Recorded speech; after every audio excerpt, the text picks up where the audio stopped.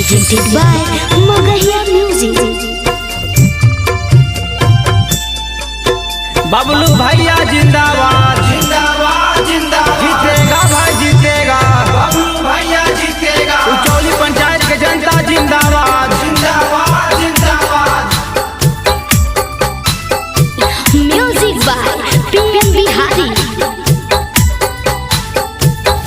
कि आगे माई हमारो या बबलू भैया गरीबन के सनमा जी आज सुनल ही उचौली पंचायत में बाड़ी न कहना मामा जी आज बाड़ी न कहना मामा जी आज सुंदर न कह मामा जी आज बाकी बनाई है चाची बबलू भैया के मुखिया जी आज सुनल ही उचौली पंचायत में बाड़ी न कहना मामा जी आज।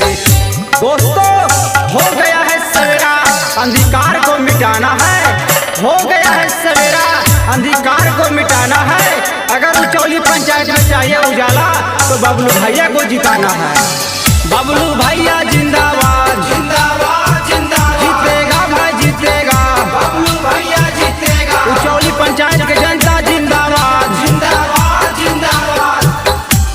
आगे माई दिलवा के सहफहाथिन मानमा के अच्छा जी आज सब उम्मीद बरवा से बबलू भैया अच्छा जी आज बबलू भैया अच्छा जी आज मानमा के साचा जी आज बकी बनई है दीदी बबलू भैया के मुखिया जी आज सुनल ही उचौली पंचायत में बाड़ी न कहना मामा जी आज।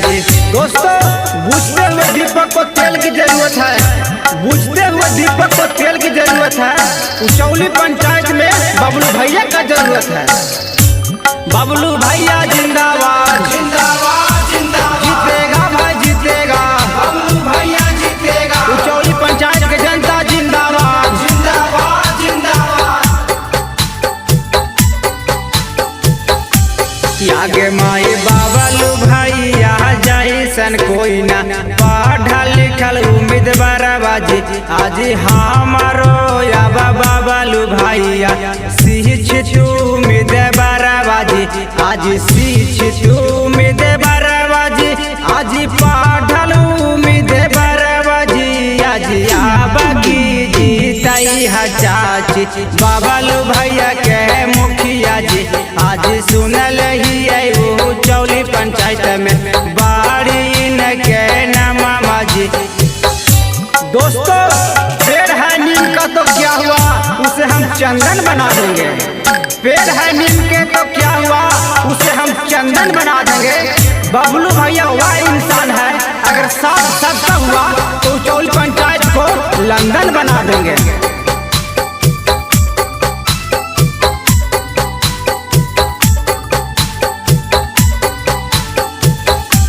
आगे माई रासना की रासन दे तुम इंदराया वासा जी आज बबलू भैया पारा दीदी कारा भी सहवास जी आज कारा भी सहवास बहिनी दे तो इंदराया वासा जी आज बकी बनाई है भौजी बबलू भैया के मुखिया जी आज सुनल ही उचौली पंचायत में बाड़ी न कहना मामा जी।